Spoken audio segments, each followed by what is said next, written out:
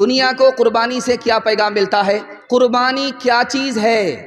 اصل قربانی کیا ہے؟ باپ نے خواب دیکھا، بیٹے سے کہا کہ میں تمہیں اللہ کے نام پر ذبح کر رہا ہوں، تو بیٹے کا جواب سنیے، بیٹے نے کہا کہ ابا حضور آپ بھی سچے ہو، آپ کا خواب بھی سچا ہے اور میں تیار ہوں، آپ مجھے قربان کر دو، اپنا خواب سچا کر لو، لیکن میری قربانی سے پہلے میری 4 فرمائش پوری کر دو۔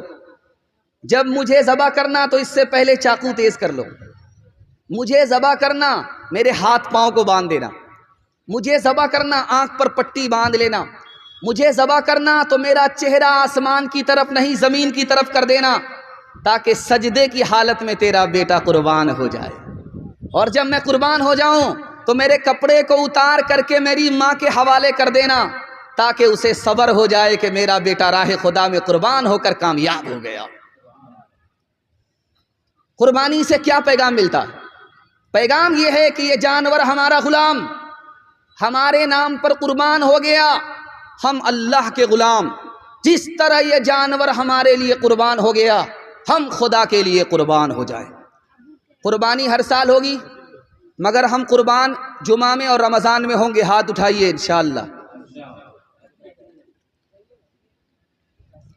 پیدر بولا کہ بیٹا آج میں نے خواب دیکھا ہے، کتاب زندگی کا ایک نرالا باب دیکھا ہے، یہ دیکھا ہے کہ میں خود آپ تجھ کو ذبح کرتا ہوں، خدا کے نام پر تیرے لہو میں ہاتھ بھرتا ہوں۔ کہاں فرزند نے باپ اسماعیل صابر ہے، خدا کے حکم پر بندہ پہ تعمیل حاضر ہے، مگر آنکھوں میں اپنی آپ پٹی باندھ لیجیے گا، میرے ہاتھوں میں اور پیروں میں رسی باندھ دیجیے گا، مشیت کا مگر دریا رحمت جوش میں آیا کہ اسماعیل کا ایک رونگٹا کٹنے نہیں پایا۔ یہ طاعت اور قربانی، یہ طاعت اور قربانی ہوئی منظور یزدانی کہ جنت سے یہ بھیڑا آ گیا ہے بہر قربانی۔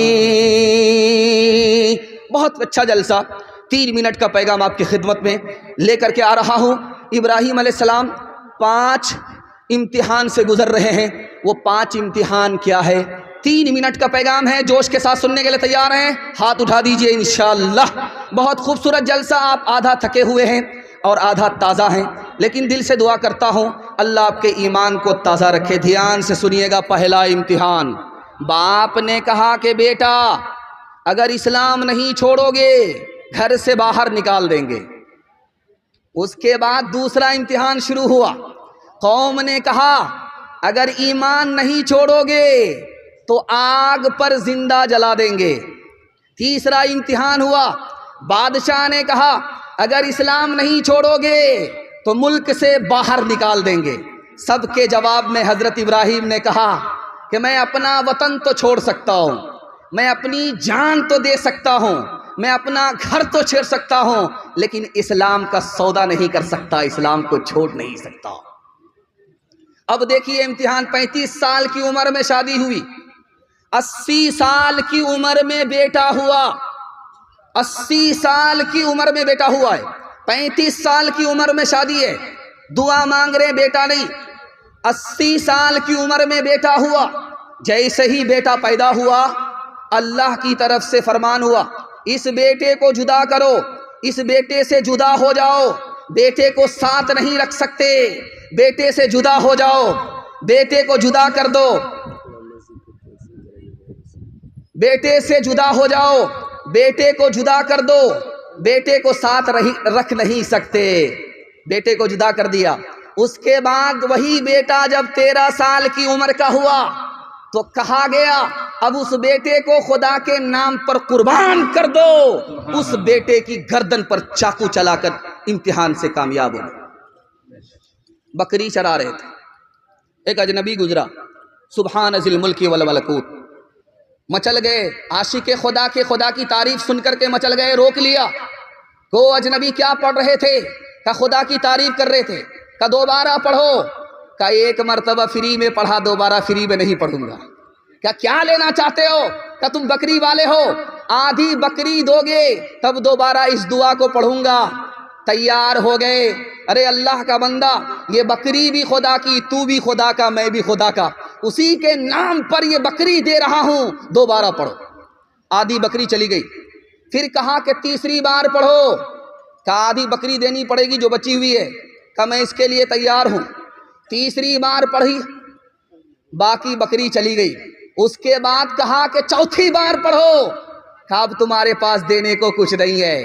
का देने को बहुत कुछ है, बकरी दे दिया है, चरवाहा नहीं दिया है। इस बार पढ़ो, मैं तुम्हारी बकरी का चरवाहा बन जाऊंगा। मतलब के लिए दोस्ती होगी, मतलब के लिए दुश्मनी होगी। हाथ उठाइए इंशाअल्लाह। ये देखिए, मैं खो के तेरी राह में सब दौलत दुनिया, सब दौलत दुनिया, मैं खो के तेरी राह में सब दौलत दुनिया, सब दौलत दुनिया, मैं खो के तेरी राह में, मैं खो के तेरी राह में सब दौलत दुनिया, खुश हूँ भी के कुछ इससे सिवा मेरे लिए है, सिवा मेरे लिए है। तौहीद तो ये है कि, तौहीद तो ये है कि खुदा हश्र में कह दे, ये बंदा दो आलम से खफा मेरे लिए है, खफा मेरे लिए है। मस्जिद का जलसा, मस्जिद के हवाले से पैगाम बड़ी तेज़ी के साथ लेकर के आ रहा हूँ। आपकी पेशानी चमक रही है, दिल खुश हो गया कि आप बेदार हो गए, सुनने के लिए तैयार हो गए। अल्लाह मस्जिद के लिए हम सबको कबूल फरमाए, मस्जिद की बरकत से महरूम ना फरमाए। सुनने के लिए तैयार हैं? जोश के साथ हाथ उठाइए। आपका देर से हाथ उठ रहा है, आधा थक चुके हैं और आधा आप जिंदा हैं। अल्लाह आपको जिंदा रखे, दुआ तक आपको आबाद रखे। ध्यान से सुनिएगा। गुजरात में सोमनाथ है, किसी ज़माने में वहाँ मंदिर था। मंदिर ही के बराबर में छोटी सी मस्जिद थी। मंदिर तो आबाद था, मस्जिद वीरान थी, आज़ान भी नहीं, नमाज भी नहीं। तो एक गैर मुस्लिम नेता थे, उनका नाम था मुरारजी भाई देसाई। उन्होंने मुसलमानों से खिताब किया, मुसलमानों तुम्हारी मस्जिद वीरान है, मुझे अच्छा नहीं लगता। गैर मुस्लिम कह रहा है, मुसलमान की मस्जिद वीरान है, कि तुम्हारी मस्जिद वीरान है, मंदिर आबाद है, मुझे अच्छा नहीं लगता। तुम मुझे एक मौज़िन दो, जेब से पैसा मैं दूंगा। तुम मुझे एक इमाम दो, जेब से पैसा मैं दूंगा। सिंध के फाते का नाम था मोहम्मद बिन कासिम। अपने खजाने में उन्होंने 3 रुपए रखे 100 में।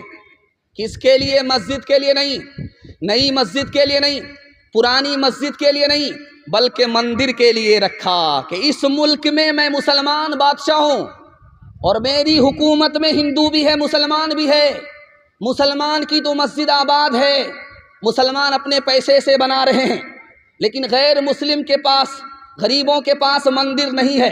अपने खजाने में मुसलमान बादशाह 100 में 3 रुपए रखता है कि हर हिंदू को ये आज़ादी है, मुसलमान राजा की हुकूमत में वो नया मंदिर तामीर कर सकता है, पुराने मंदिर की मरम्मत कर सकता है। आज लाल किला जाइए आप, एक छोटी सी मस्जिद है, उसका नाम है मोती मस्जिद, आज भी मौजूद है। 1600 ईस्वी पुरानी मस्जिद आज भी मौजूद है। लाल किले के अंदर वो मस्जिद मौजूद है। उस मस्जिद में कौन नमाज पढ़ते थे?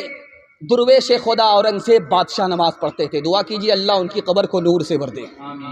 امام صاحب مصلی پر ہیں، بادشاہ آگے کہا امام صاحب وقت ہو گیا، آپ مصلی پر بیٹھے ہو، نماز کیوں نہیں پڑھائی؟ کہا میں آپ کا انتظار کر رہا تھا، آپ بادشاہ ہو، آپ آ جاؤ، اس کے بعد میں نماز پڑھاؤں، قربان جائیے اس بادشاہ کے اوپر۔ اس نے کہا او امام صاحب میری مسجد سے نکل جاؤ، تو امامت کے لائق نہیں ہے، میری مسجد کا امام وہ ہے جو خدا کے لیے نماز پڑھائے، میری مسجد کا وہ امام ہرگز نہیں ہو سکتا جو بادشاہ کے لیے نماز پڑھائے۔ ایک مائیکل جیکسن تھا، دنیا کا ڈانسر تھا، اتنا بڑا ڈانسر تھا کہ اس کا دعویٰ تھا اگر میں ڈانس کروں میری مجلس میں مولوی پنڈت کیوں نہ ہو وہ بھی حرکت میں آ جائے، اس کا اتنا بڑا دعویٰ تھا۔ اتنا پیسہ کمایا کہ بینک والے ہاتھ جوڑ کر کے کھڑے ہو گئے، اب بینک میں تمہارے پیسہ رکھنے کی جگہ نہیں ہے، اتنا پیسہ کمایا۔ اس کے بعد وہ بولا میں دنیا میں مشہور ہو گیا، مجھ سے بڑا ہیرو کوئی نہیں، مجھ سے بڑا ڈانسر ہالی ووڈ میں کوئی نہیں، لیکن مجھے پیسے سے سکون نہیں ملا، مجھے شہرت سے سکون نہیں ملا، سکون اس وقت ملا جب میں مسلمان ہوا، مسجد آیا، نماز پڑھی، جو سکون مجھے اس میں ملا دنیا کی کسی دولت میں نہیں ملا۔